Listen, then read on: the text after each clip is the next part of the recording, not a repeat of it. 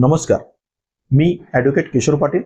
जाणून घेऊया कायदा या आपल्या यूट्यूब चॅनलवरील पुढील व्हिडिओमध्ये आपले स्वागत आहे. मित्रांनो, आजच्या व्हिडिओमध्ये आपण जर तुम्हाला ग्रामपंचायत सरपंच, ग्रामपंचायत उपसरपंच आणि ग्रामपंचायत सदस्य यांना जर ग्रामपंचायतीचे कर्मचारी म्हणून अपात्र करायचे असेल तर त्या संदर्भात फार उपयुक्त अशी माहिती आजच्या व्हिडिओतून आपण घेणार आहोत. मित्रांनो, व्हिडिओला सुरुवात करण्या अगोदर तुम्ही जर आजपर्यंत आपलं चॅनल सबस्क्राईब केलं नसेल किंवा तुम्ही जर आज पहिल्यांदा आपल्या चॅनलला भेट दिली असाल तर ते चॅनल आज रोजी लगेच सबस्क्राईब करा, जेणेकरून मी देत असलेली कोणतीही नवनवीन अपडेट ही तुम्हाला वेळोवेळी मिळत राहील.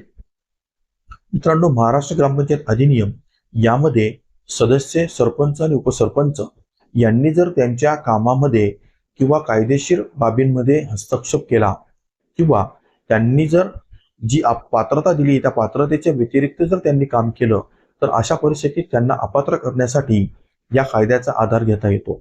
या कायद्यातील कलम 14 हे अपात्रते संदर्भात आहे, ज्यामध्ये विविध कारणांमुळे सरपंच, उपसरपंच आणि ग्रामपंचायत सदस्य यांना अपात्र केले जातं.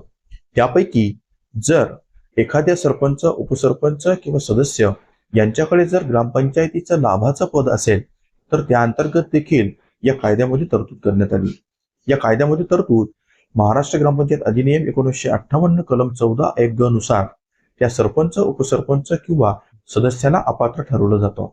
परंतु हे याचिका दाखल करत असताना किंवा दाखल करण्यापूर्वी तुम्हाला ही गोष्ट माहीत असणं गरजेचं आहे की कोणत्या परिस्थितीत लाभाचं पद हे होऊ शकतं आणि लाभाचं पद जर नसेल तर अशा परिस्थितीत सरपंच, उपसरपंच किंवा ग्रामपंचायत सदस्य हे अपात्र होणार नाहीत.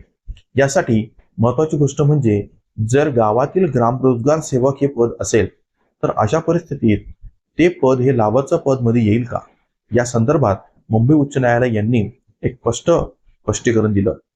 याची पार्श्वभूमी समजून घेत असताना आपण प्रकरण बघू. या प्रकरणात अशी परिस्थिती होती की ज्या व्यक्तीने सरपंच यांच्या विरुद्ध ग्रामरोजगार सेवक अंतर्गत त्या व्यक्तीची नियुक्ती झाली होती आणि ती नियुक्ती झाल्यानंतर त्यांना असं वाटलं की हे लाभाचं पद आहे आणि म्हणून त्यांच्या विरुद्ध याचिका किंवा त्यांना अपात्र करण्यासाठी 14(1)(ग) नुसार जिल्हाधिकारी यांच्याकडे अर्ज केला. जिल्हाधिकारी यांनी त्या अर्जाची दखल घेऊन योग्य ते कायदेशीर पुरावे तपासून त्यांना अपात्र केलं. त्याविरुद्ध तो सरपंच हा आयुक्त यांच्याकडे गेला आणि आयुक्तांनी देखील त्याला अपात्र केलं. परंतु हे प्रकरण पुन्हा मुंबई उच्च न्यायालयामध्ये पोहोचलं आणि मुंबई उच्च न्यायालयाने लाभाचं पद ठरवत असताना ज्या काही कायदेशीर बाबी सांगितल्या त्या या ठिकाणी लक्षात घेणं गरजेचं आहे. मित्रांनो, लाभाचं पद म्हणजे काय, की काम देणारी संस्था कुठली, कामाचे स्रोत कोणते आणि कामाचं स्वरूप काय. म्हणजे लाभाचं पद म्हणजे अशी व्यक्ती की ज्या व्यक्तीची नियुक्ती ही ग्रामपंचायतीने केली असेल, ज्या व्यक्तीला तो पगार किंवा मानधन हे ग्रामपंचायतीच्या खर्चातून दिलं जात असेल किंवा ज्या व्यक्तीला कामाचं स्वरूप हे ग्रामपंचायतीमार्फत असेल, तर या 3 पद्धतींमध्ये जर ते बसत असेल तर मात्र ते लाभाचं पद आहे असं म्हणतं. परंतु न्यायालयाने ही बाब तपासत असताना ग्राम रोजगार हमी कायदा तपासला, महात्मा गांधी रोजगार हमी योजनेचे जे काही कायदेशीर उद्दिष्ट होते ते देखील तपासले. तर त्याच्यातून असं दिसून आलं की ग्रामपंचायतीमार्फत या व्यक्तीला कोणत्याही स्वरूपाचं मानधन मिळत नाही. त्यामुळे तो शासनाचा प्रतिनिधी नाही, जिल्हा परिषदेचा प्रतिनिधी नाही किंवा पंचायत समितीचा प्रतिनिधी नाही.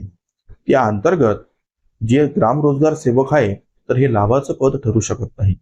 आणि अशा परिस्थितीमध्ये जर का अर्ज किंवा अपात्र केला असेल तर ते अपात्रता ही चुकीची आणि बेकायदेशीर ठरवली आणि या निर्णयानुसार ज्या जिल्हाधिकारी आणि आयुक्त यांनी त्यांना अपात्र केलं होतं ते पद त्यांना पुन्हा दिलं आणि या निर्णयानुसार असं अधोरेखित केलं की ग्रामरोजगार सेवक हे पद आता लाभाचं पद मध्ये समाविष्ट होणार नाही.